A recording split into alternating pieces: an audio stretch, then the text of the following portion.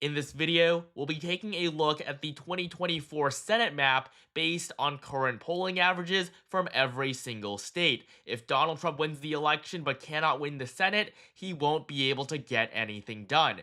The current makeup of the Senate is 51-49 in favor of the Democrats, but the 2024 map is incredibly favorable for Republicans, and they are almost guaranteed to win back control of the upper chamber. We'll begin in Washington, where incumbent Democratic Senator Maria Cantwell is running for re-election. She leads by 14.5 percentage points, according to the two polls that have been conducted. And on the Senate level, there really is a very different dynamic from presidential elections. Incumbency matters a lot, which is why you'll see Democrats running for re-election in states like Montana and Ohio, and those races will still be relatively competitive. So for right now, Washington will be a solid blue state, and so will California. Dianne Feinstein passed away last year. She was replaced by LaFonza Butler, who was just a temporary pick and was not going to run.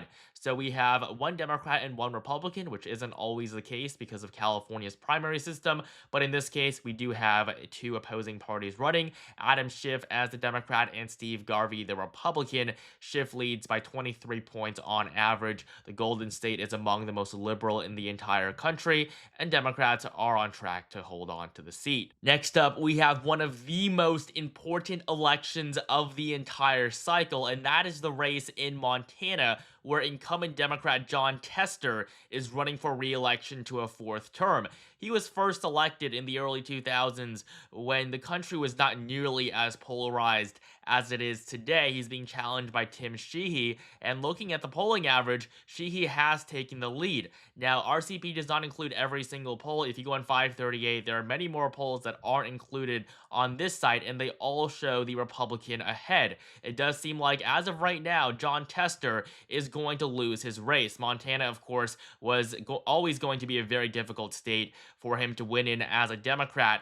In 2018, which was a blue wave year, this is after 2 years of Donald Trump, this was a very favorable cycle for Democrats.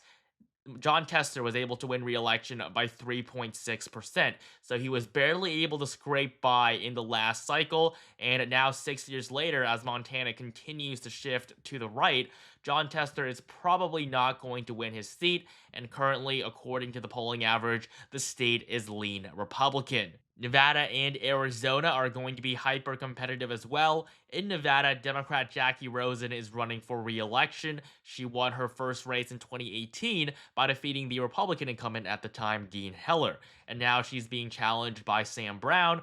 Brown is not too bad of a candidate. He definitely stands a chance, and the race will probably get significantly more competitive as election day nears. But as of right now, Jackie Rosen maintains a 4-point lead in the polls. Again, like I said before, incumbency really matters here, and as the incumbent, Jackie Rosen does come into this election with a pretty significant advantage. However, Democrats are vulnerable in the Silver State. Republicans won the governorship in 2022 despite the Democrats running their incoming governor. So Nevada can get competitive, Republicans can win, but for right now, it is going to be lean blue on our map. Before we continue, only 11% of you guys are actually subscribed, so please take the time to subscribe right now for more content like this leading up to the election in November, and follow me on Twitter for daily political updates, link in the description below. Continuing on to Arizona, a state that Republicans can win, but they honestly made a mistake choosing Kari Lake as the nominee. She was not a good performer in the governor's election in 2022. She lost to Katie Hobbs, who was honestly a pretty bad candidate from the Democratic side. Nobody knows anything about her. Nobody was excited about her. The fact that Kari Lake was a bad candidate was what decided the election. And now that she's running against Ruben Gallego, who is a pretty okay candidate on the Democratic side, she is losing by 3.4% according to the polling average. Arizona is a state that still favors the Republican Party. If they had just put up good candidates, they would probably be able to hold both Senate seats in the state right now. They nominated Martha McSally twice, who lost to both Kirsten Sinema and Mark Kelly, and now they're putting up Kari Lake for a second time in a statewide election. So the state of Arizona right now is going to be lean blue, but it is by no means a state that Republicans have to win. They still have a very easy path to the Senate majority, even without these two key states. We have some solid red states in the middle of the country to fill in. Utah, Wyoming, North Dakota, and both races in Nebraska are going to be very solid for the GOP. New Mexico, though, is going to be slightly more competitive. Democrat Martin Heinrich won his second term in 2018 by 23 points. Today, he leads by just 7. He's been somewhat plagued by scandal, not honestly the worst thing in the world, but it's not going to help him electorally. He's up by just 7 points, according to a Democratic funded poll. So the state is going to be likely blue, but this is honestly not where Democrats want to be in a race that they dominated in 6 years ago. Texas is also going to be likely, but this time instead for the Republicans, Ted Cruz is running for re-election. He is one of the most well-known senators in the entire country. Although he's not too popular, he really isn't too liked by his colleagues or by Republican voters. However, he was able to win in 2018 despite Democrats putting in Beto O'Rourke, who was a pretty strong candidate. And yes, Texas is a red state, so you could say that this wasn't the best performance for the GOP here. But looking at 2024, there's no chance for Democrats. Ted Cruz is easily going to win his re-election. He leads by 7.6 percentage points against Colin Allred, who's an okay choice from Democrats, but the state will remain red, and Texas will continue with 2 Republicans serving in the Senate. And Hawaii, obviously, that's going to be a blue state. Mazie Hirono will win her re-election very easily. We're now going to move up to the Midwest, where some of the most important races in the entire country are going to be. We're going to begin in Minnesota, where incumbent Democrat Amy Klobuchar is on track to win by a 12-point margin, although this is only half of her 24-point margin from 2018. Klobuchar is popular in her state, but as the country continues to get more polarized, her margins are not going to be nearly as solid. And you can see here that the presidential and Senate elections really are very different. You'll have a very competitive presidential election in Minnesota, but on the Senate level, Democrats seem to be doing fine.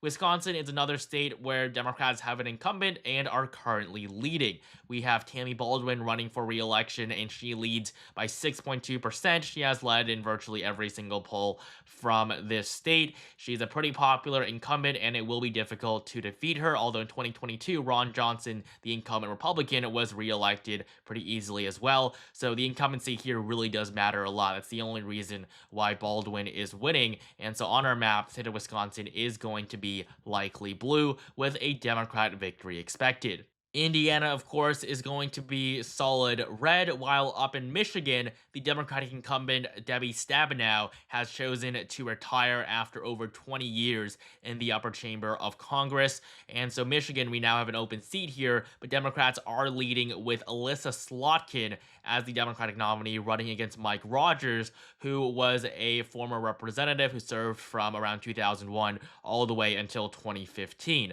So Democrats are in the lead here, but this race can definitely get competitive. Michigan polls tend to overestimate Democratic support. And in 2020, Gary Peters, who is the incumbent Democrat, almost lost his Senate race in Michigan. He was supposed to win by a likely margin. That race went down to just a 1-point margin between him and John James. So I wouldn't be surprised if Michigan gets a lot closer, and on election night, Republicans do much better than expected. But right now, Alyssa Slotkin is expected to win by just over 5 points. Next up, in Ohio, we have Republicans losing by 5 points according to the polling average. Sherrod Brown, the incumbent Democrat, is running for re-election against Bernie Moreno. Moreno was honestly not the best choice by Republicans. He didn't poll that great against Brown even in the beginning. There are better candidates that polled better in that field vying for the nomination. However, this race is still recoverable for Republicans. It's not a race they have to win, but they can still take the lead as the election nears. J.D. Vance was recently nominated to be Trump's vice president, and of course, he is the sitting senator from Ohio. He's a junior senator serving alongside Sherrod Brown, so he could make a difference there, but as of right now, based on the polling we don't have very many polls since J.D. Vance became the nominee, but for right now, Ohio is going to just barely be a likely blue state.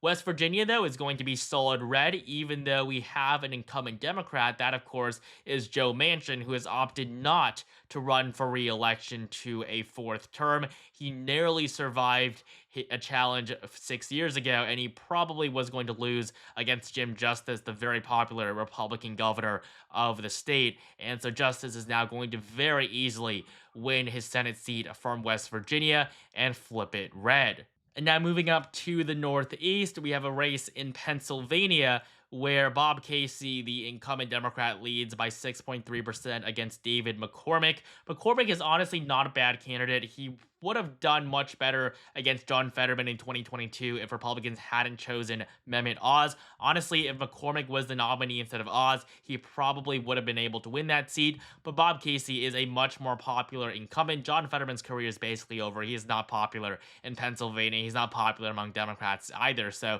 come the next election, Republicans can probably pick up a seat in the Keystone State. But right now, against Bob Casey won by a solid 13-point margin last time. It's going to be very difficult to defeat him this time around. So Pennsylvania will also be likely blue. However, New Jersey is going to be much more competitive, which does sound surprising.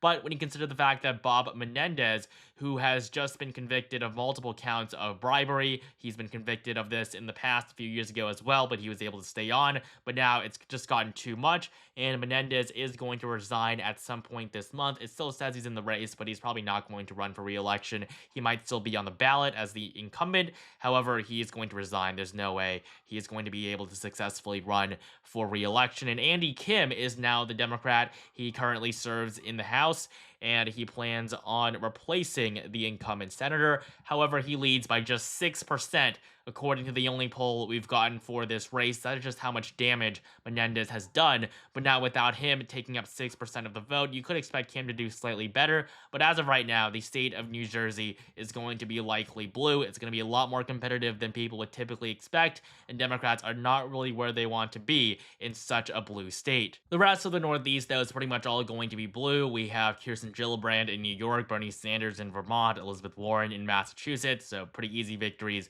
for the Democrats there. But Maryland is going to be surprisingly competitive, as Larry Hogan, who is the very popular former Republican governor, he is the Republican nominee in this race, running against Angela Brooks, so it's going to be more competitive than it typically is. The reason why Hogan isn't winning despite being a popular governor and was reelected easily back in 2018 is just the fact that on the Senate level, we have national implications, and so a lot of voters are going to think about the makeup of the Senate as a whole, and many Democratic voters are unwilling to give Republicans another Senate seat. So Brooks does lead by 9 points. It's pretty weak considering that Joe Biden carried the state by 26 points last time, but it's going to be a blue state nonetheless. It doesn't seem like Larry Hogan is currently on track to win.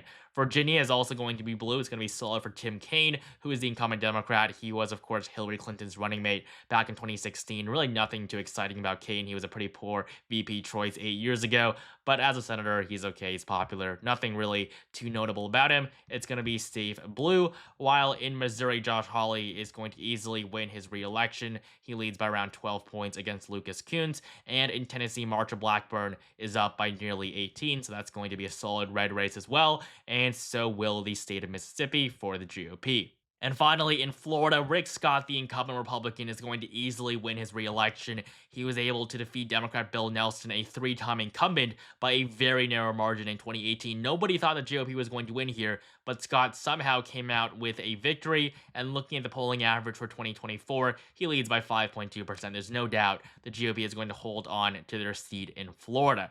And so, according to current polling averages, the map stands 51-49 in favor of the GOP, with Republicans competitive in Ohio, Nevada, and Arizona as well. And when looking at the full map, we can see that the GOP is on track to flip the seats in Montana and West Virginia, with Democrats making not a single gain. And so this will give the GOP back the Senate majority. Thank you guys so much for watching this video. Make sure you like, comment, and subscribe right now for more content like this leading up to the election in November, and join my Discord server, link in the description below.